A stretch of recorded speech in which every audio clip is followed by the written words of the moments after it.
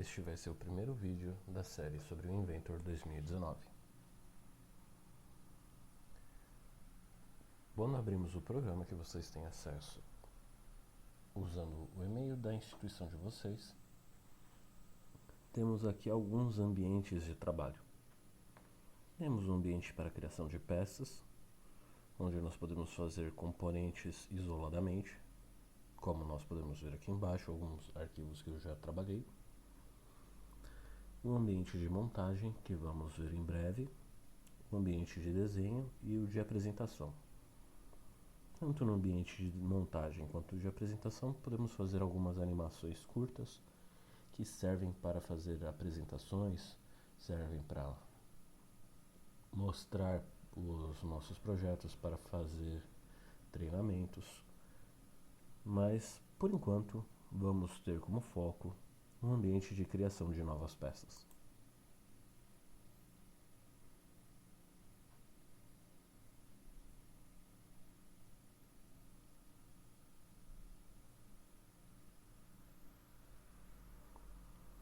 Ele vai aparecer uma mensagem indicando que nós estamos trabalhando com uma norma ANSI em milímetros. Não precisamos ter mais informações sobre isso.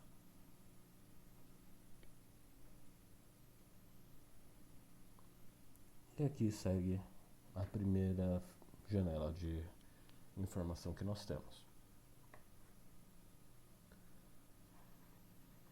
Esse sistema é um sistema paramétrico, então, como nós podemos ver aqui,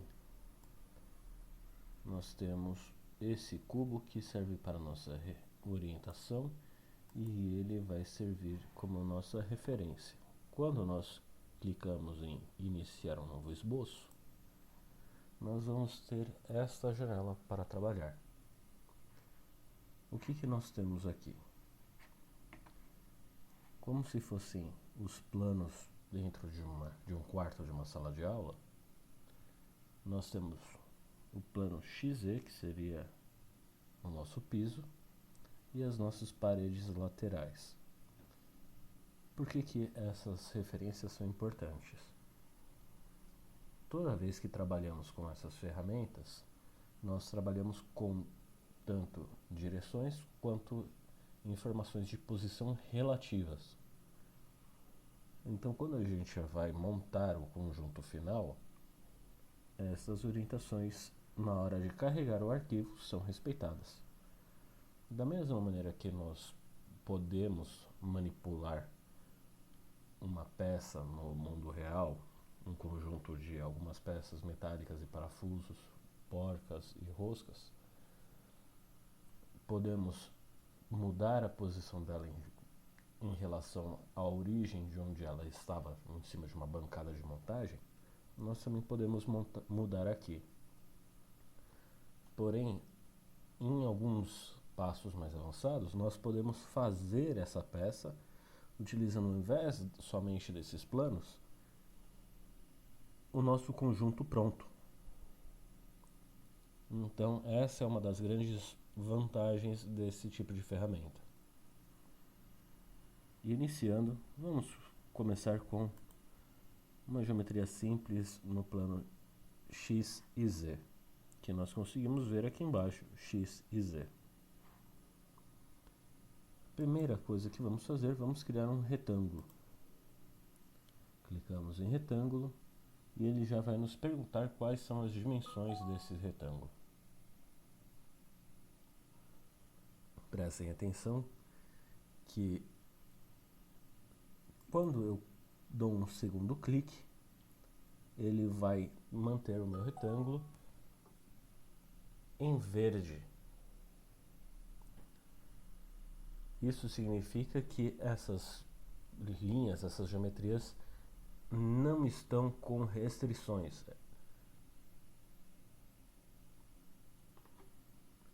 Simplificando, e agora o primeiro comando, se clicarmos com o botão direito do mouse, vamos ter algumas outras ferramentas que seriam costumeiras de se trabalhar a partir desse último comando que terminamos, e nós podemos clicar em OK e ele vai parar de trabalhar com a ferramenta retângulo. Vocês podem ver que ela deixou de estar marcada, sublinhada, escura. Porém, se a gente clicar aqui nesse ponto, nós podemos mudar o tamanho desse retângulo conforme a nossa vontade. Isso significa que esse retângulo não tem nenhuma restrição com relação ao seu tamanho ou à sua posição. Então vamos colocar a primeira cota de 25 milímetros e a segunda de 15. Começamos a indicar posições, dimensões para essa peça. Então a gente sabe que o perfil tem 25 de largura e 15 de altura, mas ainda assim essa é uma peça solta no espaço. Qual é o problema disso? Como eu falei que essas são peças que são vinculadas com as suas posições ao longo de uma cadeia de eventos, uma peça que está com poucas restrições pode acabar gerando um problema de forma na nossa peça final. Caso a gente mude uma informação de uma cota, vamos trabalhar aqui com 7,5. E aqui, entre essa segunda linha e o nosso ponto do centro da origem do nosso espaço, com 8. OK para terminar o comando.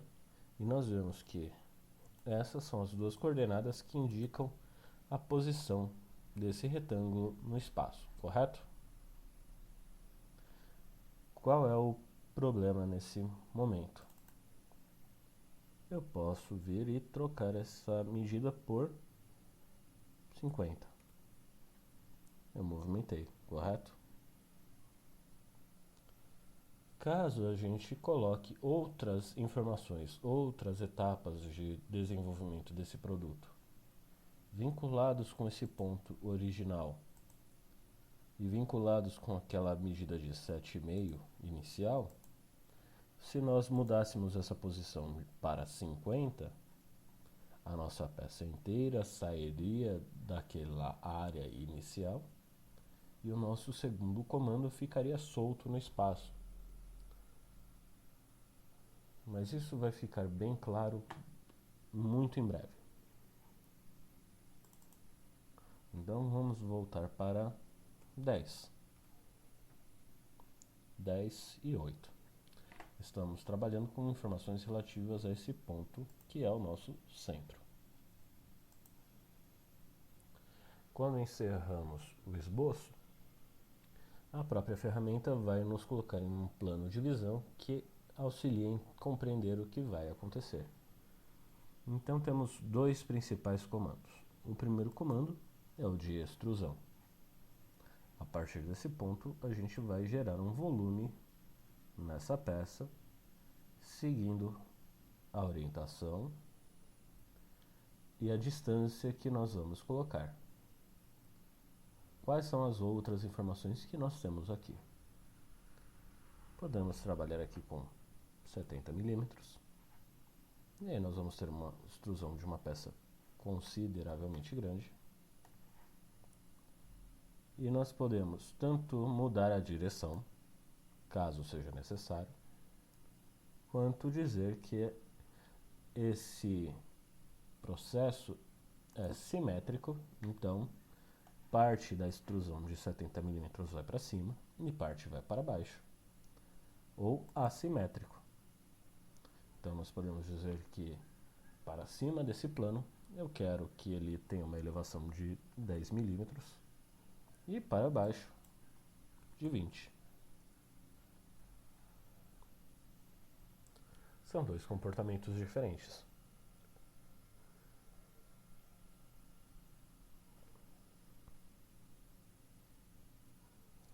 Isso nos abre muitas opções de trabalho.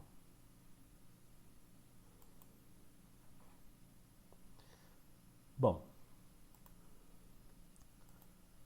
Conforme eu disse antes, todo o nosso desenho é vinculado com aquele modelo inicial. Se olharmos, selecionarmos o desenho, podemos vir aqui, clicar no nosso cubo, girar a nossa orientação e enxergar a nossa peça de um ângulo diferente. Outras opções que não são a extrusão, que nós podemos clicar com o botão direito e excluir essa extrusão. Não queremos deletar o desenho, o esboço que fez parte dessa extrusão. Nós podemos ter uma revolução.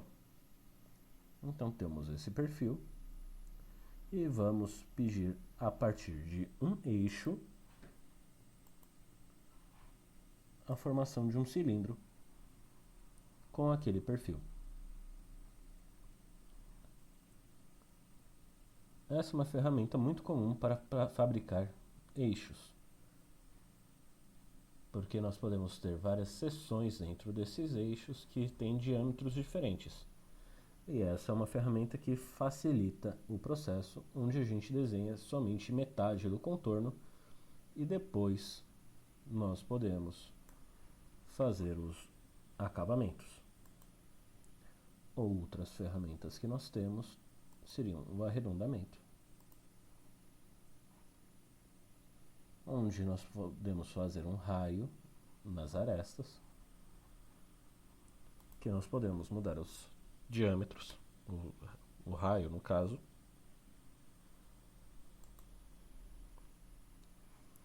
E um segundo comando seria um chanfro, onde nós podemos quebrar esse canto dessa aresta a 45 graus, onde as duas distâncias são iguais.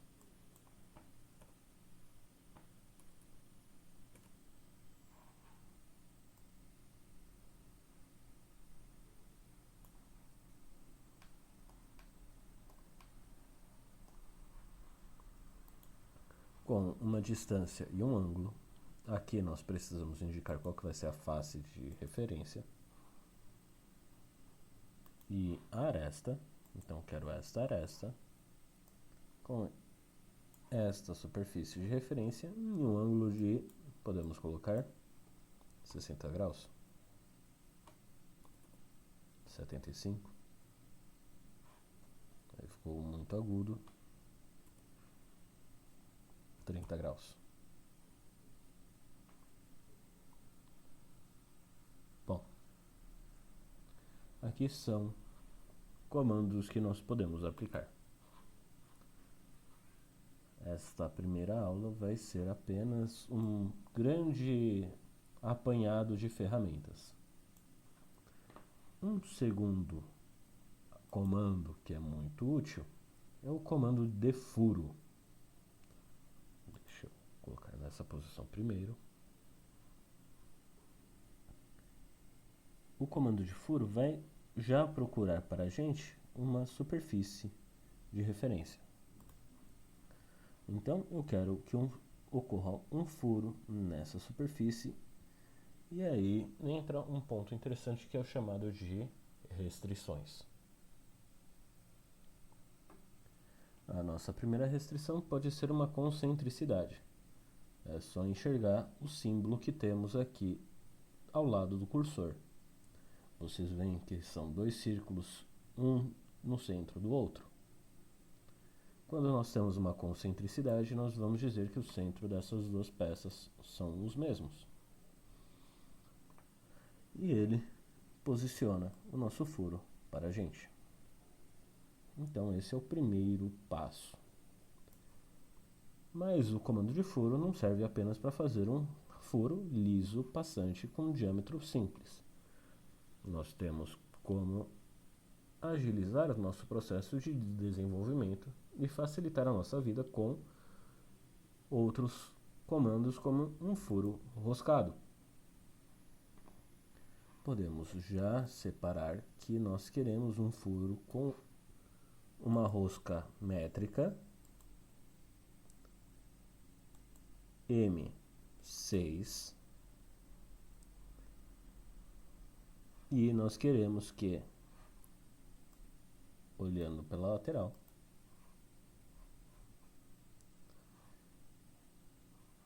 este comando vai dizer que o furo é passante, que ele vai fazer um comprimento completo, mas não temos interesse nisso. Vamos colocar uma distância, e aí nós vamos ver mais um outro comando aqui embaixo. Ele vai ter 15 de profundidade e 12 desses 15 milímetros são roscados. Como nós dissemos que queremos o furo com uma distância pré-determinada, ele vai perguntar se nós queremos que o fundo desse furo seja plano ou que ele tenha o formato angular com o formato da ferramenta, que geralmente é de 118 graus. Além de fazer já um furo com rosca, nós podemos fazer um furo com um rebaixo. Nós podemos dizer que esse rebaixo tem 7 milímetros, 2 milímetros de rebaixo,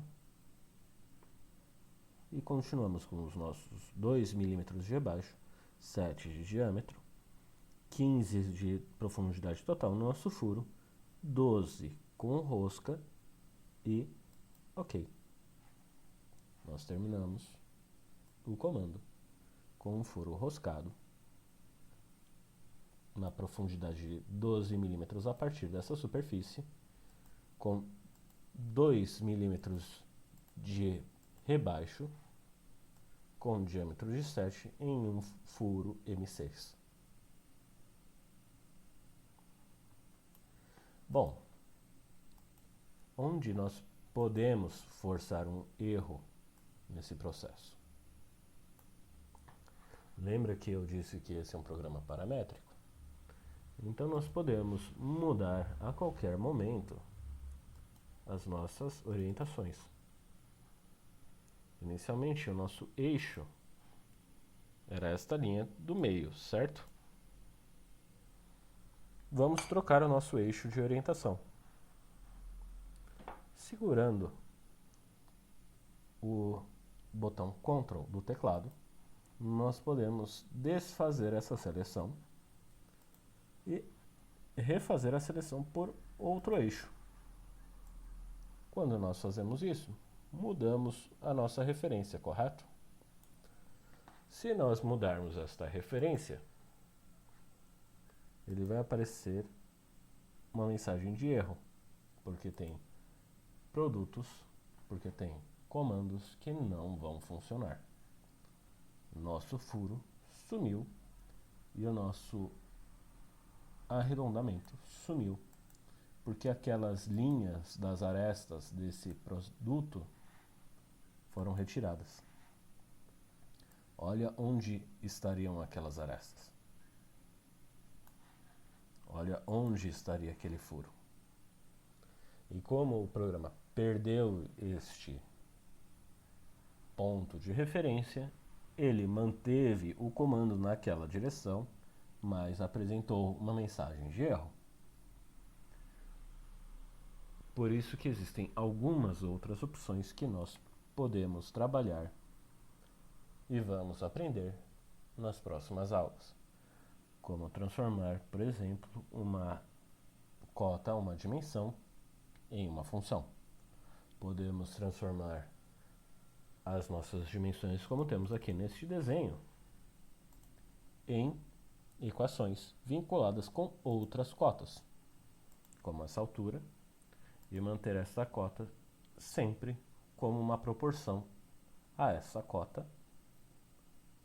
Então, a altura total da minha peça é essa posição sempre proporcional a essa altura, e mesmo que eu mude essa dimensão, o desenho centralizaria novamente. Para voltar, vamos desfazer esse erro.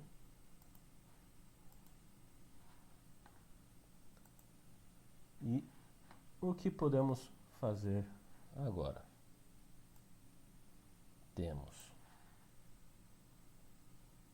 resolução, extrusão, furos, arredondamentos, chanfros.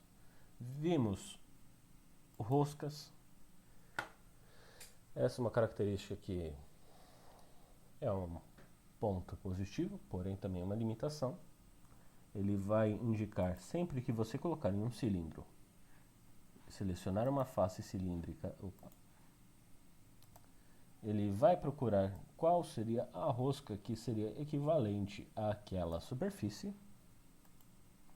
Então, considerando um perfil métrico, seria um parafuso M30, no caso, um prisioneiro M30. E aqui nós podemos mudar, que nós vamos utilizar em breve, o comprimento total dessa rosca. Podemos fazer rosca somente em parte dessa superfície. Fato interessante, se nós olharmos, aproximarmos, vamos ver que ele não muda a geometria da nossa peça. Ela continua um cilindro, mas ela ganhou essa forma, essa visualização de uma espiral, de uma rosca que serve para a nossa referência. Existe a possibilidade de fazer manualmente essa rosca? Sim, usando comandos como o comando espiral. Porém, e esse é o motivo do porquê de fábrica o desenvolvedor do programa opta por essa solução, toda vez que nós temos uma geometria complexa, ela vai consumir recursos do nosso computador. E optando por essa solução, nós vamos ter uma solução que é mais leve para o nosso computador trabalhar. Então, esta é a primeira oficina de Inventor, os primeiros comandos básicos para compreender como funcionam as lógicas de trabalho dentro desse programa, como funciona a interface desse programa. E em breve vamos voltar com mais aulas.